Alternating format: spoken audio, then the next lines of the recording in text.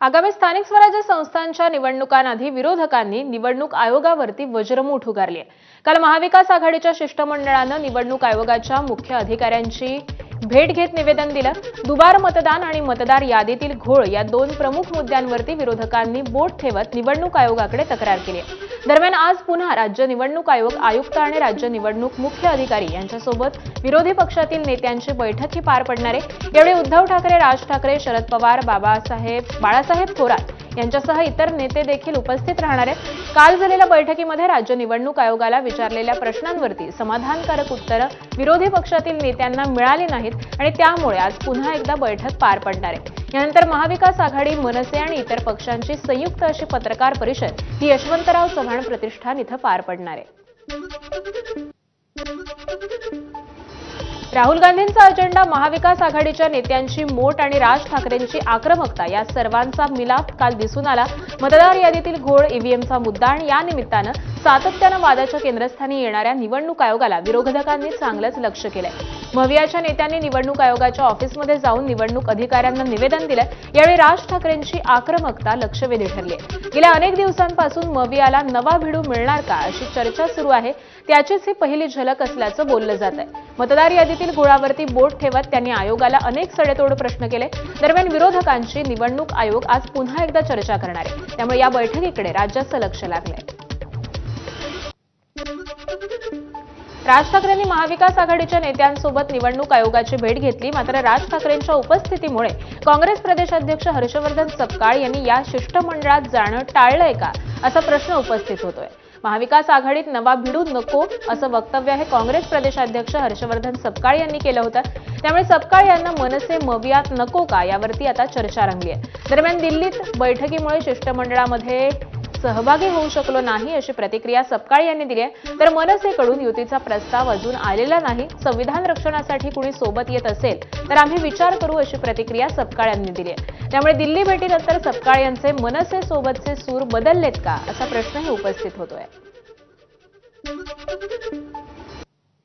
India अलायन्सच्या पार्टनरच्या सोबत चर्चा ही जाऊ शकते, त्यामुळे कुठलाही नवीन भिडू जो आहे याची आता कुठलाही प्रस्थान असल्यामुळे होण्याशी काही तिसऱ्या भिडूशी सौऱ्यांचा काही संबंध नाही। नवीन यामध्ये इंडिया अलायन्स मध्ये कोणाला त्या संदर्भात चर्चा करायची असेल, या ठिकाणी त्याच्यात समावेश करून घ्यायचा असेल, कन्व्हेनरची भूमिका एक मोठा भाऊ या नात्यानं काँग्रेस जरी करत असला तरी या सगळ्या इंडिया अलायन्सच्या सर्व जो काही घटक पक्ष आहे यांच्यासोबत नवीन पक्ष एखादा जोडण्याच्या अनुषंगानं ह्या राष्ट्रीय स्तरावर याबाबतचा निर्णय होईल। दरम्यान विरोधकांनी मांडलेल्या प्रश्नांवरती चर्चा करण्यासाठी निवडणूक आयोगाला वेळ हवा असल्याची प्रतिक्रिया संजय राऊतांनी दिली आहे। निवडणूक आयोगाकडे ज्या बैठक झाली त्याच्यामध्ये सर्व प्रमुख नेत्यांनी जे प्रश्न मांडले त्याच्यावरती अधिक माहिती घेण्यासाठी, विचार करण्यासाठी निवडणूक आयोगाला वेळ हवाय। चर्चा अपूर्ण आहे। उद्या पुन्हा एकदा एकत्र भेटण्यासाठी म्हणजे दोन्ही आयोग राज्य आणि केंद्र हे एकत्रित या शिष्टमंडळाला भेटणार आहेत। म्हणजे चर्चा किती गांभीर्यानं झाली, खोलवर झाली आपल्याला कळलं असेल। तर मतदार याद्या दुरुस्त करण्यात याव्यात अशी मागणी विरोधकांनी केल्याची माहिती जयंत पाटील यांनी दिली आहे। या महाराष्ट्राच्या निवडणूक याद्या या पूर्णपणाने दुरुस्त व्हाव्यात, त्याचं डुप्लिकेशन जावं, चुकीच्या पद्धतीनं घुसडण्यात आलेली नावं काढण्यात यावीत, यासाठी आम्ही मागणी केलेली आहे। आणि त्यासाठी राज्य निवडणूक आयोग आणि Shri Chokalingam CO Maharashtra election commission यांनी एकत्रित बसून आमचं गाऱ्हाणं ऐकायचं मान्य केलेलं आहे। चोकलिंगम साहेब हे राज्य निवडणूक आयोगाशी बोलतील आणि उद्या ही बैठक होईल। पुन्हा उद्या 11 वाजता ही बैठक होईल। उद्धव ठाकरे आणि राज ठाकरे हे दिवाळीनिमित्त येत्या शुक्रवारी म्हणजे 17 ऑक्टोबरला पुन्हा एकदा एकाच व्यासपीठावरती येणार आहेत। मनसेच्या वतीनं दरवर्षीच दिवाळीनिमित्त शिवाजी पार्क परिसरामध्ये दीपोत्सव साजरा करण्यात येतो। यंदा मनसेच्या दीपोत्सवाचं उद्घाटन हे उद्धव ठाकरेंच्या हस्ते करण्यात येणार आहे। या सोहळ्याचं येत्या शुक्रवारी संध्याकाळी 6:30 वाजता आयोजन करण्यात आलंय।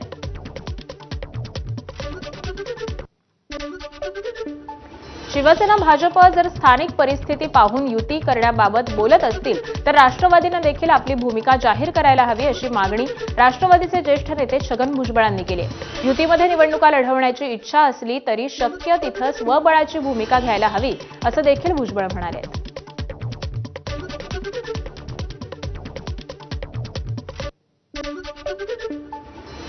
उपमुख्यमंत्री अजित पवार आज पुणे आणि पिंपरी चिंचवड दौऱ्यावर आहेत। दौऱ्याची सुरुवात सकाळी 7 वाजता पिंपरी चिंचवडमधील विविध विकास कामांच्या पाहणीनं होणार आहे। त्यानंतर सकाळी 9 ते दुपारी 2 या वेळेमध्ये चिंचवड विधानसभा क्षेत्रात जनसंवाद कार्यक्रमामध्ये अजितदादा सहभागी होणार आहेत। या कार्यक्रमानंतर संध्याकाळी 5 वाजता पुण्यातील प्रसिद्ध मार्चंडच्या चिवडा लाडू उपक्रमाला देखील ते भेट देणार आहेत।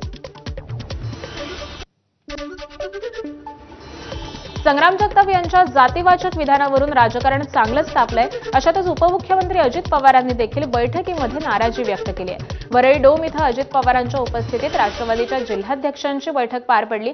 या बैठकीमध्ये आमदार संग्राम जगताप यांचं नाव न घेता अजित पवारांनी जातीवाचक वक्तव्यावरून नाराजी व्यक्त केली आहे। आपल्या बोलण्यामुळे जातीमध्ये वाद होता कामा नये, तसंच पक्षाच्या विचारधारेला ठेच पोहोचता कामा नये अशा सूचनाही अजित पवारांनी दिल्या आहेत। दरम्यान संग्राम जगताप यांच्याशी सखोल चर्चा झाली असून त्यांनी केलेल्या वक्तव्याबद्दल पक्षानं त्यांना एक नोटीस बजावली आहे। त्यावरती जगताप यांचं उत्तर येणं अपेक्षित असून ते आल्यानंतर पक्ष योग्य तो निर्णय घेईल असं सुनील तटकरे म्हणाले। संग्राम जगताप, मी आणि राष्ट्रीय अध्यक्ष अजितदादा आमची या विषयावरती सखोल चर्चा झालेली आहे। त्यांना काही सूचना किंवा आज एवढंच मी सांगितलं की सखोल चर्चा झालेली आहे। त्यांनी जे वक्तव्य केलं त्याच्याबद्दल पक्षाने त्यांना एक नोटीस बजावली माझ्या सहीनेच। त्या संदर्भातलं त्यांचं उत्तर लवकरच अपेक्षित आहे। दरम्यान नोटीसीसंदर्भात उपमुख्यमंत्री अजित पवारांसोबत चर्चा झाली आहे। सगळ्या गोष्टीला चर्चा होणं गरजेचं असतं, तशी चर्चा झाली असून नोटीसीला कसं उत्तर द्यायचं ते पाहू अशी प्रतिक्रिया ही संग्राम जगताप यांनी दिली आहे। पक्षाचा मेळावा होता, याच्यामध्ये आता ज्या निवडणुका आहेत त्या महानगरपालिका असतील, जिल्हा परिषद, पंचायत समिती असतील किंवा नगर परिषद असतील, याच्या संदर्भात एक आढावा आणि पुढची एक कशी दिशा असली पाहिजे याच्यावर एक विचार विनिमय करण्याकरता आज संबंध महाराष्ट्रातला मेळावा अजितदादांच्या नेतृत्वाखाली या ठिकाणी आयोजित करण्यात आला। तुम्ही जो काही नोटीसचा विषय काढला तर त्या नोटीसवरतीच आज चर्चा नेतेमंडळींची झालेली आहे, विशेषतः अजितदादांची देखील झालेली आहे आणि त्याच्या बाबतीमधलं जे काय असेल ती चर्चा आमच्या अंतर्गत ही झालेली आहे।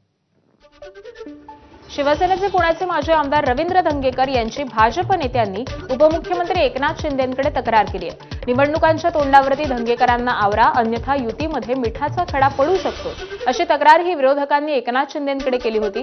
यावरती पुणे दौऱ्यावर असताना एकनाथ शिंदेंनी रवींद्र धंगेकरांना समज देऊन सबुरीचा सल्ला देखील दिलेला होता। मात्र धंगेकर आपल्या भूमिकेवरती ठाम आहेत। आपण प्रश्न विचारले नाहीत तर पुणेकर आपल्याला माफ करणार नाही असं म्हणत धंगेकरांनी चंद्रकांत पाटलांना आणखी एक सवाल केला आहे। संविधानमध्ये असं लिहिलंय का विचारायचं नाही? लोकशाहीमध्ये मला जे वाटतं ते मी विचारणं काम आहे माझं, आणि मी नाही विचारतं पुणेकर मला माफ करणार नाही। माझं काय चंद्रकांत दादाच्या बांधाला बांधणं आहे। आमची राजकीय लढाई संपली, मी आता ह्या पक्षात आलो। दादांना मी जे विचारतो ते पुणेकर म्हणून विचारतो, दादा भाजपचे नाही। मी भाजपच्या मतदारांची माफी मागतो, मनापासून माफी मागतो। पण मागच्या निवडणुकीमध्ये दीपक मानकरांना त्यांनी जामीन कसा केला आणि कुठल्या शर्ती केला त्याचंही उत्तर आज त्यांनी मला दिलं पाहिजे। बीडमध्ये हिंदू जनआक्रोश मोर्चामध्ये कीर्तनकार संग्राम बापू भंडारेंनी पुन्हा एकदा वादग्रस्त विधान केलंय। हिंदू धर्मासाठी एकत्र येण्याचं आवाहन करताना हम दो हमारे दो बंद करा, 4-5 मुलं होऊ द्या, एकतरी क्रांतिकारी बनेल असं वादग्रस्त वक्तव्य हे कीर्तनकार संग्राम बापू भंडारेंनी केलंय। सगळ्यांनी अशीच एकजूट बांधा रे, तुमच्या पाया पडतो, काही एक स्वार्थ नाही, फक्त इच्छा एकच आहे, आपल्या महापुरुषांचा भगवा फडकत राहिला पाहिजे। आज बीड मध्ये अशी परिस्थिती, आपली लोक दिसणार रे, दुकानांमध्ये तेच, रस्त्यावर तेच, घरात तेच, अरे सगळीकडेच। पडळकर साहेब सांगतील आता हे हम दो हमारे दो पण बंद करा साहेब, सांगा तुम्ही बरं का, ते साहेबांकडे लय भारी सोल्युशन आहे, बंद करा ते। ज्याने दात दिले त्याने दाना दिलेला आहे, एकच होऊ देत आहे आणि तो बेवडा निघाला मग एकटा। अरे 4-5 वाहू द्या ना, एखादं तर क्रांती करील। बिहारमधल्या बोधगया येथील महाबोधी महाविहार बौद्ध समाजाच्या ताब्यात देण्यात यावं या मागणीसाठी आझाद मैदानावरती मोठा मोर्चा काढण्यात आला. महाबोधी महाविहार हे बौद्धांचं असून त्यांचं व्यवस्थापन पूर्णपणे बौद्ध समाजाकडे असायला पाहिजे या मागणीसाठी राज्यातील विविध गट आणि पक्ष हे आपापसातील मतभेद विसरून एकत्र आल्याचं पाहायला मिळालं. केंद्रीय मंत्री रामदास आठवले, जोगेंद्र कवाडे, राजेंद्र गवई, नानासाहेब इंदिसे याबरोबरच खासदार वर्षा गायकवाड, चंद्रकांत हंडोरे, आमदार संजय बनसोडे यांच्यासह विविध पक्षांचे आणि रिपब्लिकन गटाचे नेते हे मोर्चामध्ये उपस्थित होते. जवळपास 1 वर्ष झाले भंते त्या ठिकाणी, संघटना नेते त्या ठिकाणी आंदोलन करतात. फक्त महाराष्ट्रात नाही, देशभरामध्ये त्या संदर्भामध्ये आंदोलन आहे. अपेक्षा काय की ज्या ठिकाणी तथागत गौतम बुद्धांना ज्ञानाची प्राप्ती झाली त्या ठिकाणच्या बुद्ध विहाराला बौद्ध धर्माकडे द्यावं हे करण्यासाठी सुद्धा त्या ठिकाणी एवढ्या वर्ष आंदोलन करावं लागतं.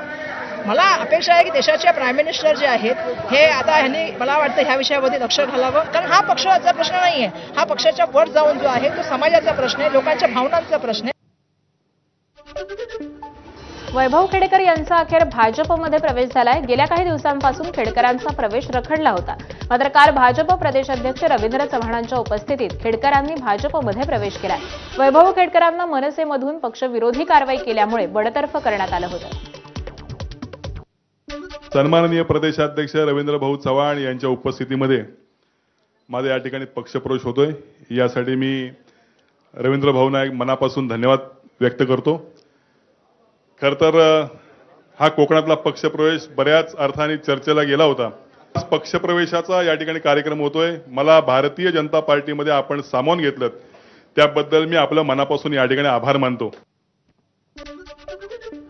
सुप्रसिद्ध गायिका मैथिली ठाकूरनं भाजपमध्ये प्रवेश केलाय. भाजपच्या वरिष्ठ नेत्यांच्या उपस्थितीमध्ये बिहारच्या पाटण्यामध्ये तिचा पक्षप्रवेश संपन्न झाला.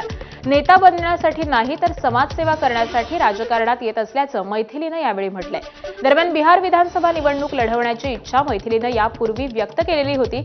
आता पक्ष जो निर्णय घेईल तो मान्य असेल असं मैथिलीने म्हटलंय. तिच्या उमेदवारीबाबत अजून कोणताही निर्णय हा झालेला नाही. प्रधानमंत्री जी से काफ़ी प्रभावित हूँ और साथ ही साथ बिहार के मुख्यमंत्री नीतीश कुमार जी से उनसे इंस्पायर होकर के आज मैं उनके सहयोग के लिए यहाँ पर खड़ी हूँ. मैं समाज सेवा के लिए आई हूँ और उनकी विचारधारा को जन जन तक पहुँचाने के लिए आई हूँ. सब पार्टी देखेगी, पार्टी के दिमाग में जो भी है मुझे लेकर के, मैं तो बस पार्टी का सहयोग करने के लिए यहाँ आई हूँ.